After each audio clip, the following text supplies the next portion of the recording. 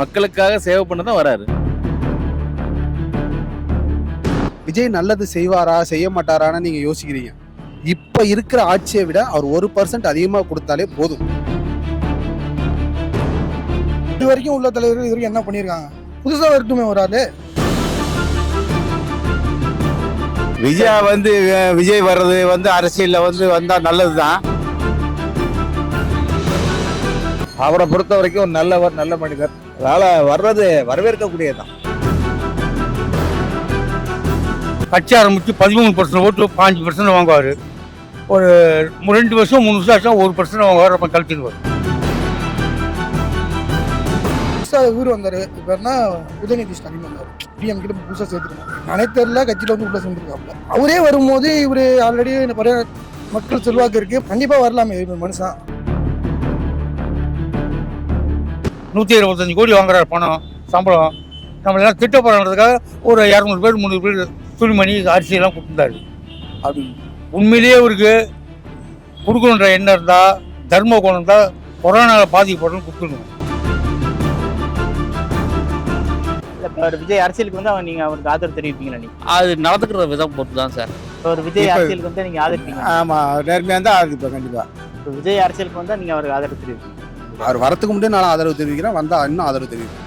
இப்போ விஜய் அரசியலுக்கு வந்தா நீங்க ஆதரவு தெரிவிப்பீங்க? கண்டிப்பா தெரிவிப்போம். சரி, விஜய் அரசியலுக்கு வந்தா நீங்க ஆதரவு தெரிவிப்பீங்களா? நீங்க இல்லை, எனக்கு சேர்த்து என்னோட மக்கள் எல்லாருமே மேக்ஸிமம் அது பண்ணுறேன்.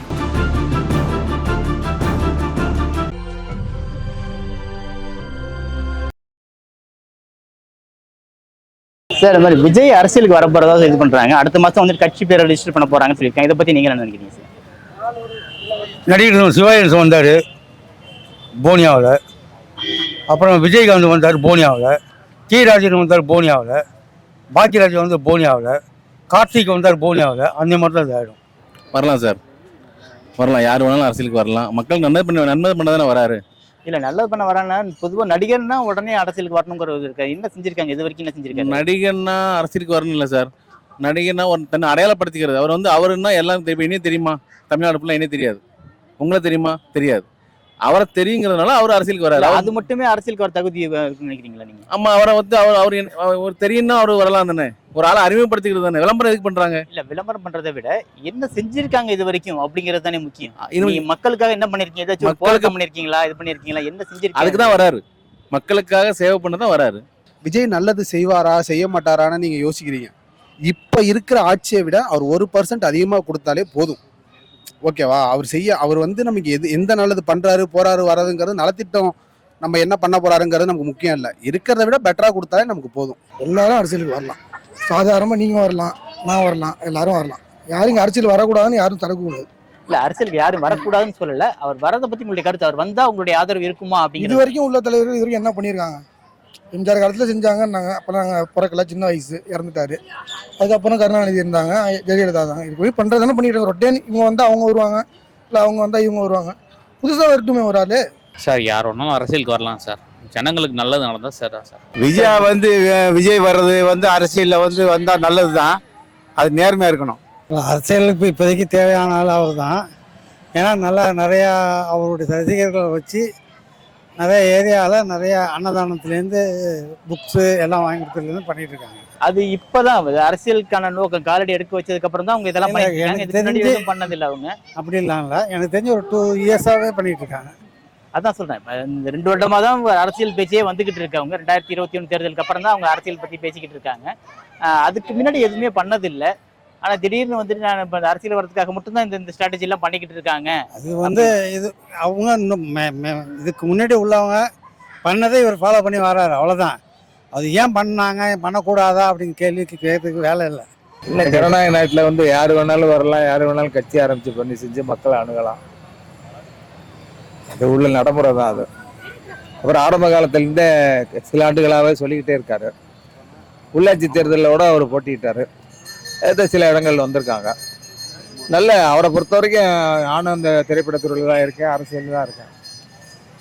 அவரை பொறுத்த வரைக்கும் ஒரு நல்லவர், நல்ல மனிதர்.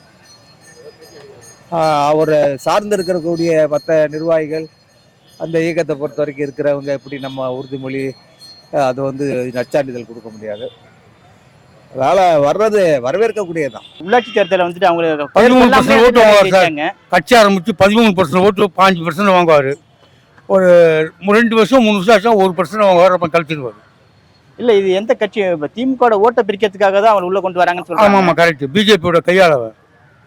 இல்ல பிஜேபிக்கு ஏதோ தானே பண்ணிட்டு இருக்காங்க அது பேசுறாங்க. அப்படி தான் பண்ணுவாங்க. பிஜேபியோட பினாமி. திமுக ஓட்டை பிரிக்கணுன்றதுக்காக தான் விஜய், சீமான் இவங்களாம் இருக்காங்க. இவ்வளவு நாள் அவர் தொழிலை பார்த்தாரு. அவர் தொழில் ஓகே, நம்ம வந்து எனக்கு இப்ப தேவையானது அளவுக்கு சேர்த்துக்கிட்டே எனக்கு போதும், இன்னும் இருக்க தொழிலை வந்து மக்களுக்காக சேவை பண்ணலாம்னு நினைக்கிறேன் அப்படின்னு வரலாம் தானே. அது வரத்துக்கு முன்னாடி குறைஞ்சபட்சம் ஏதாச்சும் ஒரு சின்னதா ஒரு போராட்டங்கள் எதுவும் இப்ப தினத்தின ஏதாச்சும் எதுக்காக போராட்டம் பண்ணணும்? அவர் வந்து மக்கள் அன்றி நான் வந்து முதலமைச்சராக இருக்கேன், இல்ல நான் மக்களுக்கு இது பண்ண போறேன்னு சொல்ல போறாரு. அவருக்கு மக்கள் என்ன செய்ய போறான்னு மக்கள் தானே முடிவு எடுக்கணும். அவர் அரசியலுக்கு வரதே மக்களுக்கு செய்யறதுக்காகத்தான். ஒரு ஆள் அரசியலுக்கு வராங்கன்னா மக்கள் சேவை செய்யக்கு தான் வராங்க. நீங்க அரசியலுக்கு வந்தா கான்ட்ராக்ட் எடுக்கணும், அவன் சம்பாதிக்கணும் அப்படி மைண்ட் செட் ஆகி போச்சு. ஒரு ஆள் அரசியலுக்கு வந்தாலே அவங்க மக்களுக்கு சேவை செய்யறாங்க, பொது வாழ்க்கைக்கு வராங்க, அவங்க வீட்டை விட்டு வெளியே வராங்கன்னு அர்த்தம். நீங்க சம்பாதிக்க வராங்க அப்படிங்க மைண்ட் செட்லயே ஆரம்பிச்சிட்டீங்க. நீங்க நம்மளோட அரசியலுக்கு வரானாலே ஏன்னா இதுக்குள்ள அரசியல் அப்படி ஆகி போச்சு. சம்பாதிக்க வரான், அவன் சம்பாதிக்க வரான், அவனை சுத்தி இருக்கவங்க சம்பாதிக்க வராங்க, இல்ல அவனை சார்ந்தவங்க சம்பாதிக்க வராங்க அப்படின்னு ஆகி போச்சு. இப்போ வந்து அவன் நற்பணி இயக்கம் வச்சிருக்காங்க அப்படின்னா அதன் மூலமா மக்களுக்கு நற்பணி பண்ண வராங்க. இது வரைக்கும் என்ன பண்ணிருக்காருங்கிறது தான். அரசியலுக்கு வரதுக்கு முன்னாடி என்ன பண்ணிருக்காங்க, இது வரைக்கும் என்ன கட்சியில இருந்து அவர் கட்சிக்கு வந்ததுக்கு அப்புறம் அவர் என்ன பண்றாருங்கிறது இங்க முக்கியம் இல்ல. அவர் கட்சிக்கு வரதுக்கு முன்னாடி தன்னோட சொந்த காசு எடுத்து இப்ப திருநெல்வேலியில ஃப்ளட் வந்துச்சுல, போய் அவ்வளவு பேருக்கு அவ்வளவு செஞ்சிருக்காரு. அது எல்லாமே வந்து அரசியலுக்கு வர போறோங்கிற முடிவு எடுத்ததுக்கு அப்புறம் செய்யுது. அதுக்கு முன்னாடி நம்ம இத்தனை வருடங்கள் கிட்டத்தட்ட ஒரு 20 வருடங்களுக்கு மேல சினிமாவில் வரப்போறதுக்கு முன்னாடி இப்படி செய்யறாருன்னா வந்ததுக்கு அப்புறம் செய்ய மாட்டாருன்னு என்ன இருக்கு? ஏன் செய்யலாமே, தாராளமா செய்வாரு. இல்ல இது அரசியலுக்கான முன்னோட்டமா தானே பார்க்க முடியும். அதற்காக மட்டுமே தான் இது செய்யறாங்க அப்படிங்கிறது. ஆமா, அதே முன்னோட்டமா இருக்கும். நான் செய்வேன், அரசியலுக்கு வராதுக்கு மட்டும் நான் இப்படி செய்யறேன்னா அரசியல் வந்ததுக்கு அப்புறம் நான் எப்படி செய்வேன் நீங்களே பாத்துக்கோங்க, அதுக்கான முன்னோட்டமா கூட இருக்கலாம்ல. என்னன்னாக்கா இப்ப எல்லாம் நடிச்சு முடிச்சு எல்லாம் நிறைய சம்பாரிச்சு முடிச்சு செட்டில் ஆயிட்டேன், நான் இதுக்கப்புறம் தான் நான் வருவோம் அப்படின்னு நினைக்கிறது வந்து சரியான அரசியல் நினைக்கிறீங்களா? அது மக்களுக்கு சேவை அப்படிங்கறது வந்துட்டு தன்னோட முதல்ல இருந்து செய்யணும் இல்லையா? ஆரம்பத்துல இருந்தே அவங்க செஞ்சிருக்கணும். எப்பொழுதோ இப்ப பெரிய ஆள் ஆயிட்டாங்க அவங்க, ஒன்னும் தெரிஞ்ச முகம் தான். அப்பெல்லாம் எதுவுமே செய்யல, ஒன்னும் சொல்லல. இப்ப திடீர்னு நீங்க வந்து செய்ய வரதுக்கான காரணம் என்ன? அதுதான் அதற்கான கால சூழ்நிலை அவங்கவுங்களுக்கு எப்ப தோணுதோ அப்பப்பதான் அவங்கவுங்க வருவாங்க. ஓகேவா? அவருக்கான மெச்சூரிட்டி நம்ம பண்ணணும் போகணும் கொள்ளணுங்கிற மாதிரி அவருக்கு மைண்ட்ல தோணி இருக்கலாம், அது 1000 இருக்கலாம். அது எப்போ வராங்களோ அது அவங்க நேரங்காலத்தை பொறுத்து. அவங்க இது வரைக்கும் என்ன செஞ்சிருக்காங்க? விஜய் என்ன செஞ்சிருக்காரு இது வரைக்கும்? இப்போ புதுசா இவர் வந்தாரு, இப்போ என்ன உதயநிதி ஸ்டாலின் வந்தாரு, டிஎம் கிட்ட புதுசாக சேர்த்துருக்காங்க. நானே தெரியல, கட்சியில் வந்து உள்ள சேர்ந்துருக்காப்புல. அவரே வரும்போது இவர் ஆல்ரெடி நிறைய மக்கள் செல்வாக்கு இருக்கு, படத்தை அவ்வளோ ரசிகர் பார்க்குறாங்க, ஆதரிக்கிறாங்க. பசங்க அவ்வளோ நல்லது பண்ணுறாங்க. இந்த தூத்துக்குடியாக இருக்கட்டும் நிறைய விஷயங்கள் செய்கிறாங்க. கண்டிப்பா வரலாமே மனுஷன். இல்ல இப்ப ஒரு உதயநிதி வந்தாருன்னா அவருக்கு ஒரு கட்சி பேக்ரவுண்ட் இருக்கு, அந்த கட்சி வந்துட்டு ரொம்ப வருஷமா இருக்காங்க. அந்த கட்சி தனியா வந்து நீங்க என்ன கேக்குறீங்க? இவர் வராரு ஆதரிக்கணும் கேக்குறீங்க. ஏன் ஆதரிக்கணும்னு சொல்றேன்னா எந்த பேக்ரவுண்டும் இல்லாம தான் பணத்தை வச்சு தானே ஒருத்தர் வராரு. யாருக்கிட்டயும் ஒரு ஃபண்டு வாங்கியோ இல்ல அவங்க ஒருத்தர் பண்ணியோ வரலையே, அவங்க கட்சி நடத்துறாரு, அவர் வராரு, வரலாமே. படிச்சவங்க தான் ஆக்டரோ யார் ஒன்னாலும் இருக்கலாம், பட் நேர்மையா நடக்கணும். இப்போ விஜய் அரசியலுக்கு வந்து நீங்க அவருக்கு ஆதரவு தெரிவிப்பீங்களா? நீங்க அது நடந்துக்கிற விதம் பொறுத்து தான் சார். அவங்க எப்படி நடந்துக்கிறாங்களோ அதை பார்த்து. அவர் என்ன செஞ்சிருக்காரு? நீங்க அரசியலுக்கு வரதுக்கு என்ன தகுதி இருக்குன்னு நினைக்கிறீங்க விஜய்க்கு? அரசியல் வருகிறதுக்கு தகுதி எதுவும் ஒன்றும் அவசியம் கிடையாது. நடிகரா இருக்கிறதே பெரிய தகுதின்னு நினைக்கிறீங்க? இப்போ நடிகராக இருக்கிறவங்க தான் இன்னைக்கு ஆட்சிக்கு வந்திருக்கவங்க எல்லாருமே.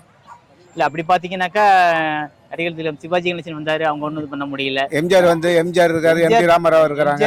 அதாவது அவங்க மத்த நீங்க சொல்றது வந்துட்டு வெளி மாநிலத்துலங்க. தமிழகத்துல பாத்தீங்கன்னா எம்ஜிஆர் ஜெயலலிதா அவங்கள தவிர வேற யாரும் கலைஞரோட நடிப்பு பிறகு வந்து அதான் சொல்றேன். அதன் பிறகு வந்து சிவாஜி கணேசனா இருக்கட்டும், திரு கார்த்திகா இருக்கட்டும், இல்ல இப்ப சரத்குமாரா இருக்கட்டும், இவங்கெல்லாம் யாரும் அரசியல் வந்து தூய்மையா இருக்கிறவங்க அரசியல் வந்தா நல்லா இருக்கும். ஒரு விஜய் அரசியலுக்கு வந்து நீங்க ஆதரிப்பீங்க? ஆமா, நேர்மையா இருந்தா ஆதரிப்போம் கண்டிப்பா. ஏன்னா அவருக்கு பிடிச்சிருக்கு, அது செய்யறாரு, மக்களுக்கும் அது பிடிச்சிருக்கு. அட்லீஸ்ட் ஒரு 10 to 20% பாப்புலேஷன் வந்து லைக் பண்றாங்க. இல்ல அவருடைய ரசிகர்கள்லாம் அவருக்கு எல்லாருமே ஓட்டா மாறும்னு நினைக்கிறீங்களா? நிச்சயமா மாறும், அது சந்தேகமே இல்லை. ஏன்னா ஜென்ரலாக காமன் பீப்புள், அதாவது ஒரு பர்டிகுலர் கட்சிக்கு ஓட்டு போடுறதோ இல்லை இவங்களுக்கு ஓட்டு போடுறதோ சந்தேகத்தில் இருக்கிற மக்கள் இப்போ 3வது ஆள் நல்ல ஆளாக தேடுறாங்க. அதுக்கு இவர் செலக்ட் பண்ணுறதுக்கு வாய்ப்பு நிறைய இருக்கு. இல்ல இப்ப இதுக்கு முன்னாடி என்ன பண்ணிருக்காங்க, அவங்க மக்களுக்கு என்ன செஞ்சிருக்காரு அவர்? மக்களுக்கு என்ன செய்யணும், மக்கள் நற்பணி மன்றம் சொல்லிவிட்டு அவங்க சில இதெல்லாம் சொல்லியிருக்காங்க. சில ஆயிரக்கணக்கில் பணம் கொடுக்குறாரு, பண்றாரு, இலவச பாட புத்தகங்கள், போக்குவரத்து. அதையெல்லாம் இப்பதானே பண்றாங்க, ரீசெண்டா இப்ப இந்த ஆமா, 2 ரீசெண்டாக பண்ணிக்கிட்டு இருக்காங்க. வரக்கூடிய மோட்டிங்கிறதுனால பண்ண ஆரம்பிச்சிருக்காரு, தன்னை அடையாளப்படுத்திக்கிறாரு. இல்ல அதற்காகத்தான் பண்றாங்க, அதுக்கு முன்னாடி எதுவுமே செய்யல அப்படிங்கறதானே. யாரு தான் செய்யறாங்க? இப்ப விஜயகாந்த் இருந்தாரு, இறந்துட்டாரு பாவம். அவர் கட்சி ஆரம்பிக்கிறதுக்கு முன்னாடியே அந்த ரோஹிணி எலாச்சியில பாண்டி விசாரை பொறுத்த வரைக்கும் அங்கே அவர் தான் இங்கே தங்கி இருந்தாரு. அவர் ராவத் அவர் அப்ப அரசியல் எண்ணமே எதுவுமே இல்லாமலே அவங்க செஞ்சாங்க. இவர் விஜய் வர்றாரு அப்படின்னு சொன்னா வரவேற்கக்கூடியதுதான். ஜனநாயக நாட்டுல வந்து நல்லது பண்ணுவாருன்னு ஒரு எதிர்பார்ப்போட நம்ம இருப்போம். நல்லது பண்ணுவார் அப்படிங்கிறத ஒரு நம்பிக்கையோட நம்ம வரவேற்போம், அவ்வளவுதான். இல்ல அவர் விஜய் சீமான் கூட்டணி வரும் அப்படிங்கிற மாதிரி சொல்லி பேசிக்கிறாங்க. விஜயம் வரலாம், இல்லை 2 பேரும் ஒரு நாள் தானே, ஒரு 2 பேரும் ஒன்று தானே சார். 2 பேரும் சேர்ந்து திமுக அழிச்சணும் தமிழ்நாட்டிலேருந்து. அது பிஜேபியோட திட்டம், ஆர்எஸ்ஓட திட்டம். அது 2 பேரும் இவங்க செயல்படுத்திருக்காங்க. யார்? சீமான், அப்புறம் அர்ஜுன் சம்பத், இவங்களாம் செயல்படுத்தினாங்க. இப்போ விஜய் புதுசாக சேரப்போறாரு. ஆனா விஜய் இப்போ வந்து நிறைய மக்களுக்கு கல்விக்கு இந்த உதவி சார் 1000 பண்ணுங்க சார். விஜயகாந்தோட அவர் பண்ணிட்டு போறாரு. போறவங்களாம் சோறு போட்டிருந்தார் விஜயகாந்த். சீனிகளை என்ன தெரியுது, ராமபுத்திரன் தெரியுது. போறவங்களாம் சோறு போட்டிருந்தா எவ்வளோ பேர் கல்யாணம் பண்ணாரு, எவ்வளோ குழந்தைங்க படிக்க வச்சிருக்காரு. அவரே ஒன்றும் இல்லை போயிட்டாருன்னா இவர் என்ன பண்ணாரு? அரசியல் வரங்கிறாரு, மக்களுக்கு ஒரு சின்ன ஒரு பெரிய ஒரு போராட்டமா இது, மற்ற வந்து மக்களுக்காக ஏதாவது வேற ஏதாவது சேவை செஞ்சிருக்காரா? எதுவுமே செய்யலையே. நான் அதான் சொல்ல வரேங்க. நான் சொல்ல வரேன், உங்களுக்கு புரியலையா? அவங்க வந்து அரசியல் பண்ணாதானங்க வராங்க. நீங்க கூட உடனே வந்து பண்ணிக்கலாங்கிறீங்க. வந்து தான் பண்ணுவாங்க. இது பண்ணல அவர் வேலையை பார்த்துட்டு இருந்தாரு. இன்னும் தானே வந்தாலும் பண்ணுவாரு.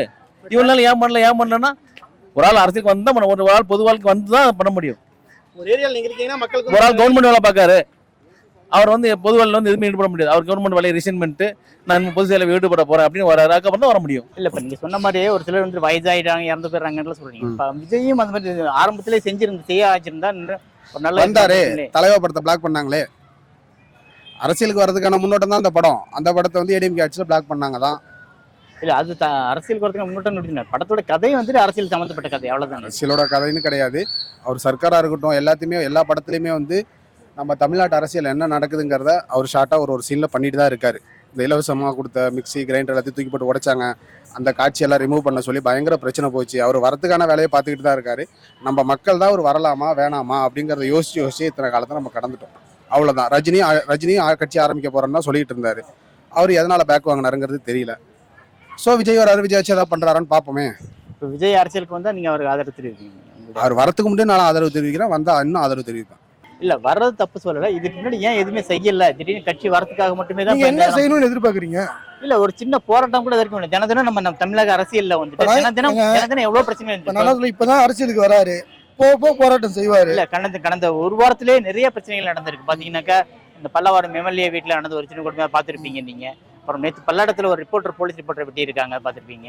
இந்த மாதிரி தினம் ஏதாச்சும் ஒரு பிரச்சனை நடந்துட்டு இருக்கு. இதை பத்தின ஒரு சின்ன அறிக்கை கூட கொடுக்குறது, இதுக்கு ஒரு கண்டனம் கூட தெரிவிக்கிறது இல்லையே. அப்புறம் டைரக்டான அரசியலுக்கு வருவேன் அப்படின்றது எப்படி? நீங்க சொல்றது புரியுது. இல்லை இப்படின்னா இல்லை, இப்போ ரஜினியா இருக்கட்டும், இப்போ அரசியலுக்கு வரேன்னு சொல்றாரு. படம் வந்தோன்னே இல்லை நான் வரல, இப்போ ஒரு ஸ்ட்ராங்காக இறங்கி சொல்லியிருக்காரு. இப்போதான் ஆரம்பிச்சிருக்காப்புல, இல்லை நல்ல விஷயம் செய்யறாப்புல. வரட்டும், வந்து பார்க்கட்டும், என்னதான் நடக்குதுன்னு பார்ப்போமே. வந்தா ஆதரிப்போம், இல்லைன்னா விடுவோம். எல்லாரும் இப்படிதானே. இப்போ விஜய் அரசியலுக்கு வந்தா நீங்க ஆதரவு தெரிவிப்பீங்க? கண்டிப்பா தெரிவிப்போம். கண்டிப்பா. சரி, இப்போ விஜய் அரசியலுக்கு வந்தா நீங்க ஆதரவு தெரிவிப்பீங்களா? நீங்க இல்லை, என்னை சேர்த்து என்னோட மக்கள் எல்லாருமே மேக்ஸிமம் இது பண்ணுவேன். இப்போ நீங்க விஜய் வந்தா நீங்க ஆதரவு தெரிவிக்கிறீங்க, விஜய்க்கு நீங்க ஆதரவு தெரிவிக்க? நான் காங்கிரஸ் கட்சியில இருந்துட்டு இருக்கேன், நான் எப்படி ஆதரவு தெரிவிக்க முடியும்? அவரை வரவேற்கக்கூடியதுதான். ஜனநாயக நாட்டில் எல்லாம் யாருமே வரலாம், கொடி பிடிக்கலாம், கட்சி ஆரம்பிக்கலாம், ஒரு சின்னத்தை காமிக்கலாம், மக்கள் அணுகலாம், ஓட்டு வாங்கலாம். இது ஜனநாயக நடைமுறை தானே. கொரோனா என்ன பண்ண யாருன்னா கொடுத்தாரா? கொரோனா எல்லாம் வந்து எல்லாம் நம்ம திட்ட போகிறாங்கிறதுக்காக 125 கோடி வாங்குறாரு பணம் சம்பளம். நம்ம எல்லாம் திட்ட போகிறாங்கிறதுக்காக ஒரு 200 பேர் 300 பேர் துணிமணி அரிசியெல்லாம் கொடுத்துருந்தாரு. அப்படி உண்மையிலேயே அவருக்கு கொடுக்கணுன்ற எண்ணம் இருந்தால், தர்ம குணம் இருந்தால், கொரோனாவில் பாதிக்கப்படணும்னு கொடுத்துருக்கணும். அப்போ ஆரம்பிச்சிருந்தா சரியான நேரம் தான். அவர் வீட்டுக்கு வரல, யாரும் சாப்பாடு போடுறதில்ல சார். விஜய் வீட்டு சாப்பாடு போட்டான்னு கேளுங்க. வீட்டுக்கு வரது பண்ணலனாலும் தனியா அவருடைய மண்டபத்துல தனியா இதெல்லாம் பண்ணிட்டு தானே இருக்காங்க. மண்டபத்தில் என்ன பண்ணாரு? அவர் சாப்பாடு ரசிகர்கள் கூப்பிட்டு வச்சு விருந்து வைக்கிறது. இப்ப கூட போன மாதம் கூட வேலை அவன் ரசிகர்கள் கூப்பிடுவாரு, சாப்பாடு போடுவாரு. என் வீட்டில் ஒரு கல்யாணம்னா 10 பேர் கூப்பிடுவேன், சாப்பாடு போடுவேன், கல்யாணம் முடிஞ்சு அமுச்சிடுவேன். இதுன்னு அவர் பண்றாரு.